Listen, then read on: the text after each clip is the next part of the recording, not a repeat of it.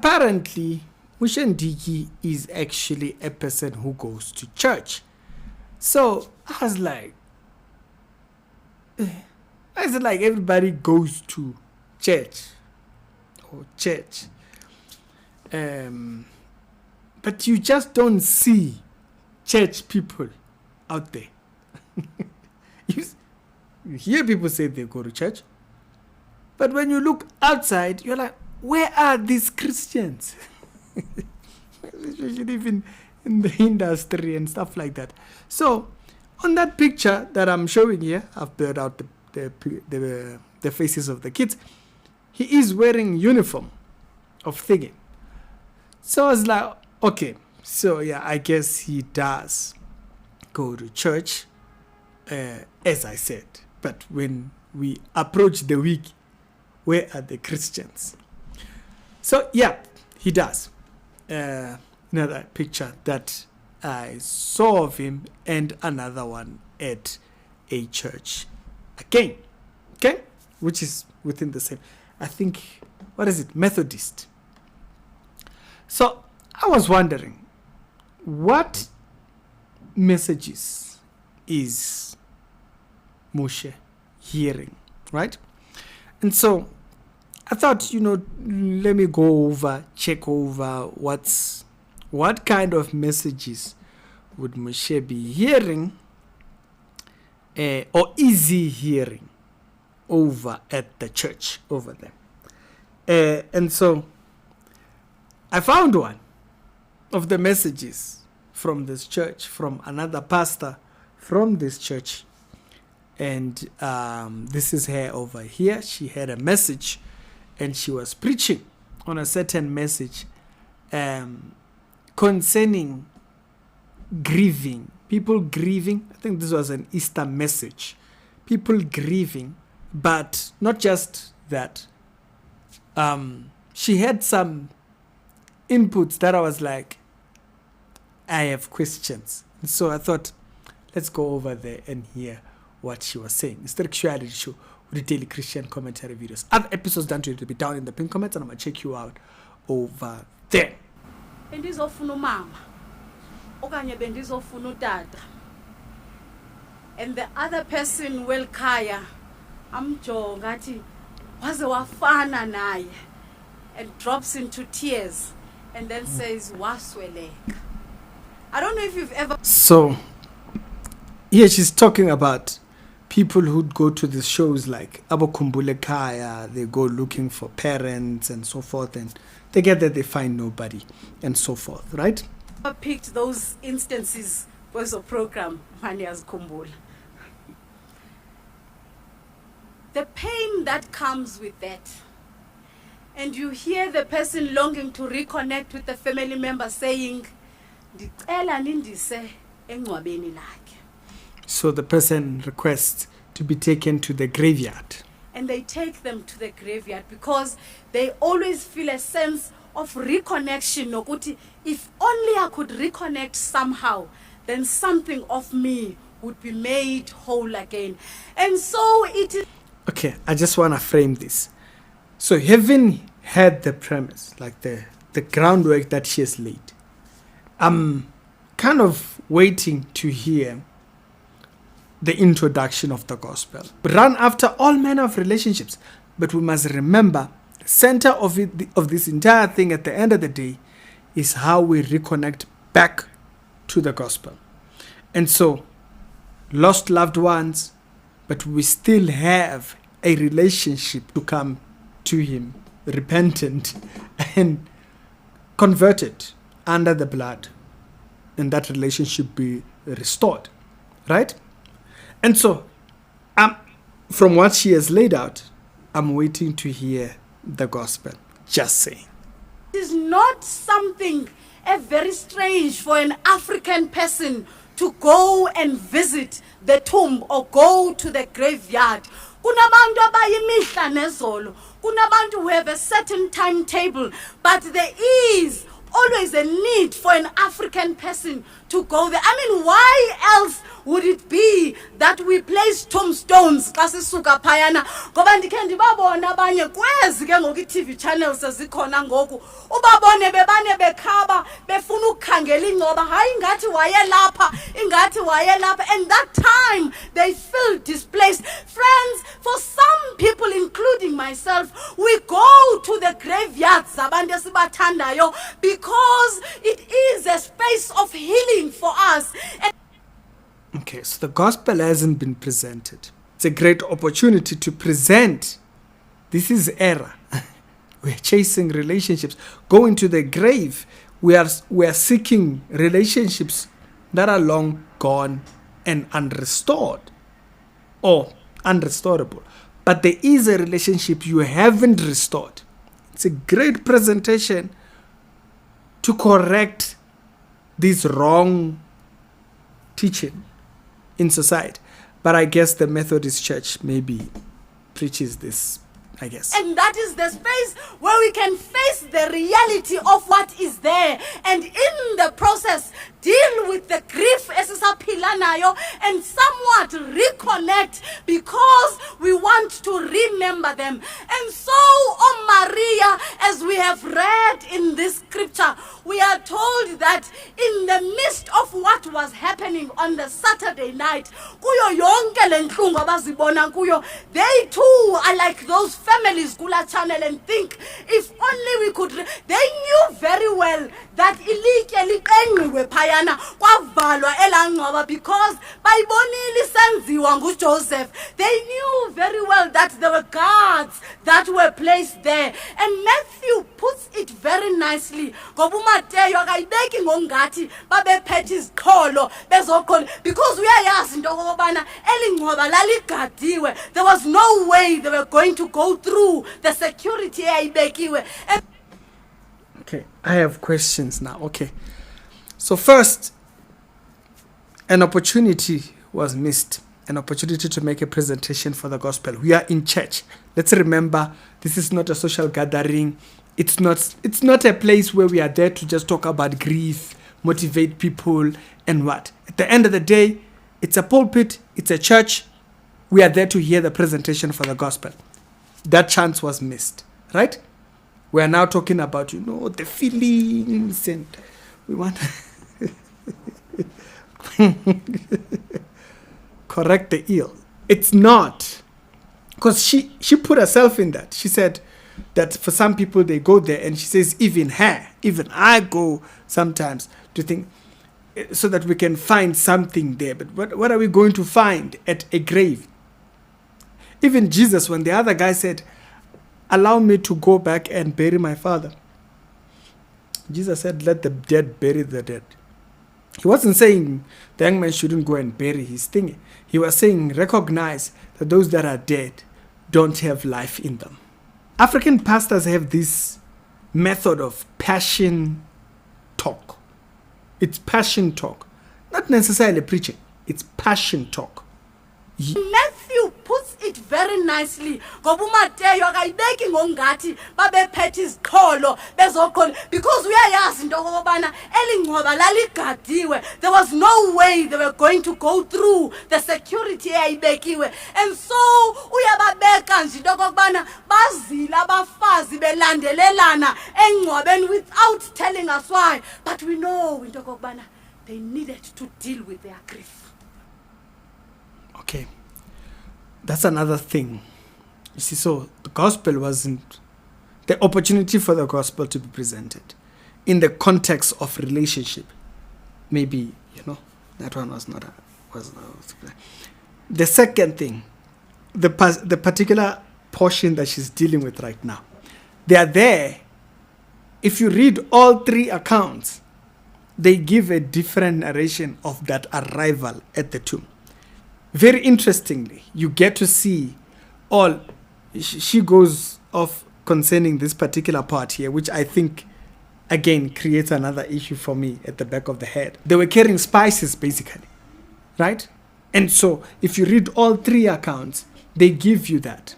And so, this is a teachable moment for people who might not understand the full context to get that, But even at that, we don't get that. She's still saying, no, it's not clear what they're there for. When she didn't see Jesus in the tomb, she asked, where did you take him? It's because she was there to fulfill funeral rites. So they're not confused about why they are there. And they are not there just in grief. Yes, you can say that they are there in grief, but they are there to finish their funeral rites.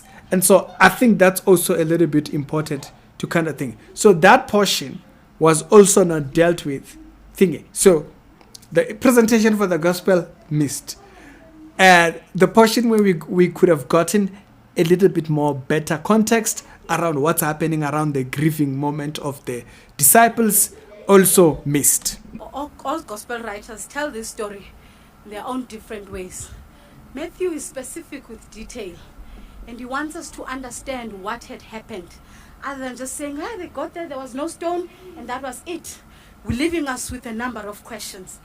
Or after the Sabbath known to us being the day of rest, because the master needed to rest. And when the master is resting, it goes quiet. It goes silent, just like it did on the boat when he went and rested on the stern of the boat. And everyone thought the absence of the master or the master resting meant the master doesn't care. But this time we are told, after that day of rest, after the day of in-betweens, then they go to the graveyard. And as they get there, we are told there was an earthquake, a rattling sound that came, and the stone was moved. And guess what Matthew then says? He said the angels sat on the stone. Events of Good Friday and the silence of the Saturday have somewhat blinded you. Remember, resurrection signifies that yasebenza uThixo. To see that God is at work, okokuqala kusemangcwabeni apha.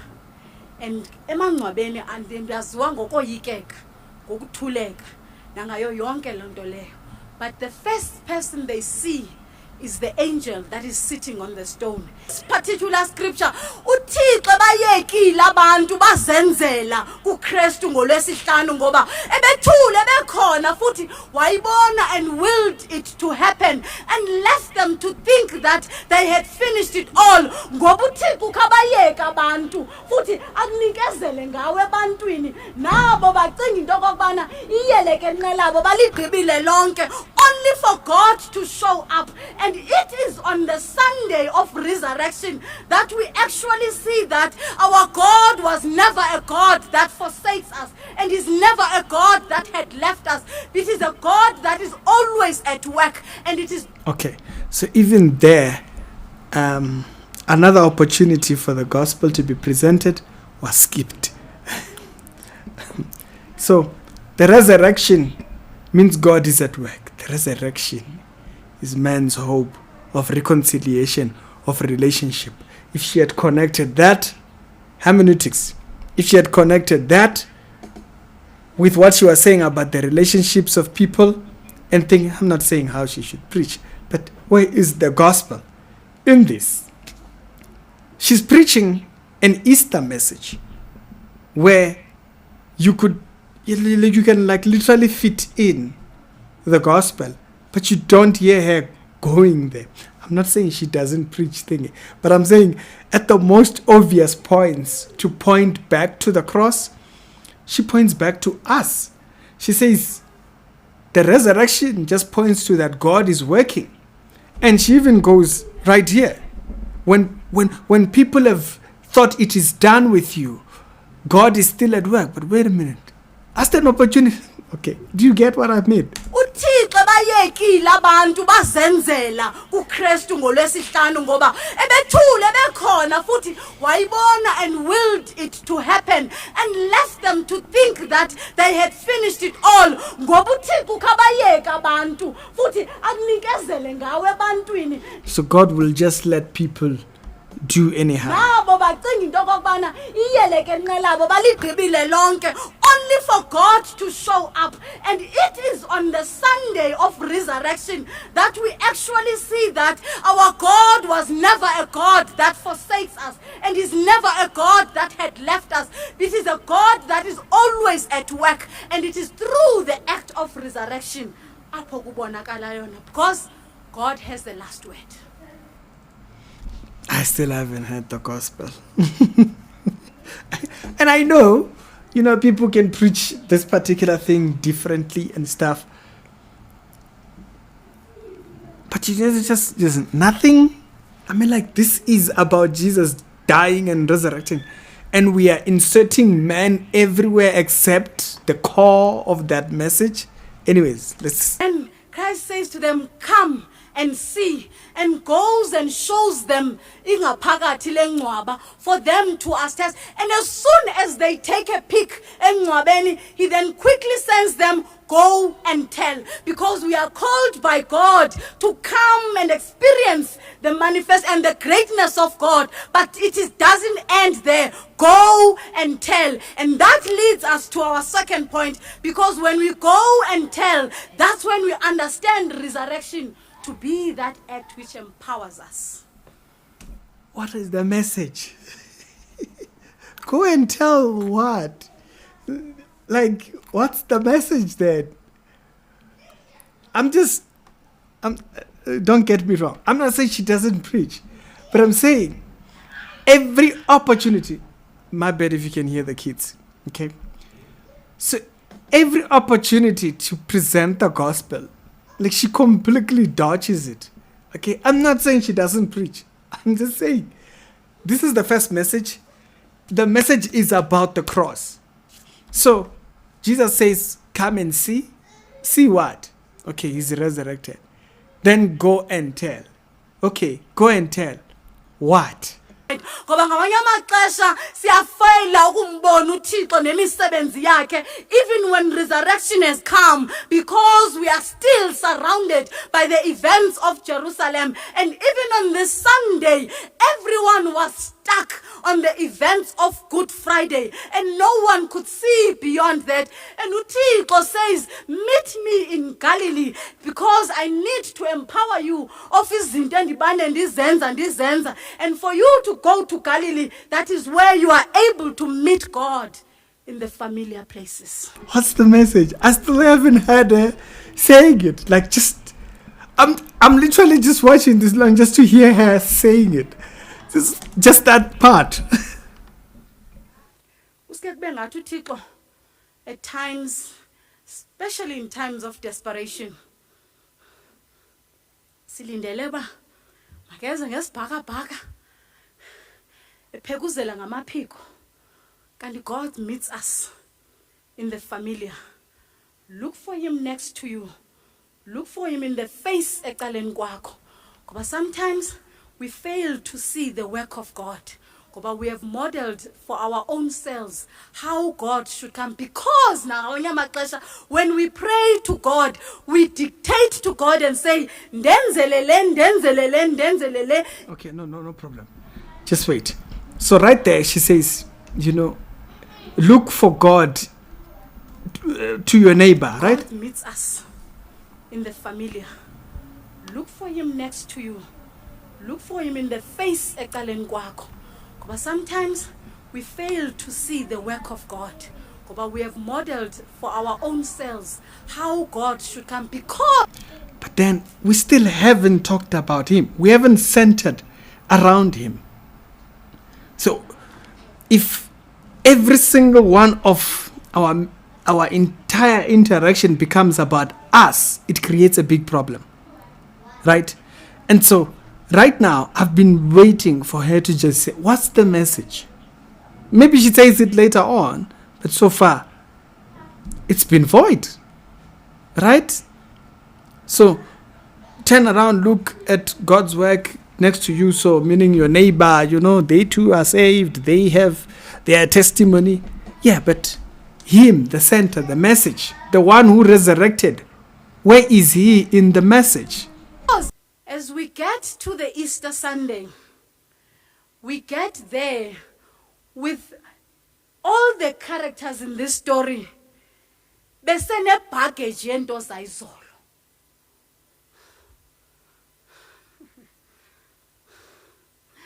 They are weighed down by the things of the past. God is manifesting God's self in a new way. God is showing God's self in unfamiliar territories. God is revealing God's self ngendlela engazange waziveza ngayo, but because everyone in the scene is still held up by the things of the past, they don't see that God is making things new. Ngoba inhliziyo zabo nengqondo zabo zisahleli on Good Friday and on the things of the past. Friday is the center. This was their master. This was their hope, their rabbi, and shouldn't it? In the city, ngoba ngamanye amaxesha we fail to see the new things that God is giving us. Ngoba as God is doing something new kule platform, some are seated in the dark corners trying to exchange and make transactions to change everything. Enhle nentsha eyenziwa nguThixo. Because we can never move from Good Friday into an Easter Sunday in just one day. For some people, it may take a certain period. For some people, it may feel like it is forever. None of the women there knew into kokubana bazohlala balinde kude kube nini na. Some say as they went there, which was in the gospel, they kept contemplating into kokubana who is going to roll away the stone for us. There's quite going to be contemplations as is our. We are going to struggle, we are going to wrestle, but one thing for sure, Sabbath has its own thing, but Easter Sunday is promised unto us. And when Easter Sunday comes, it brings about the newness which we embrace to see God manifesting God's self empilweni yethu. So trust the silence of the moment. Trust the waiting. Be still. Continue to pray. Matthew in this gospel, I think it's like listening to rap lyrics. You have to decipher, you have to break down. Also, she means. I think that's how to decipher everything that she's saying. It's kind of like listening to a rap song.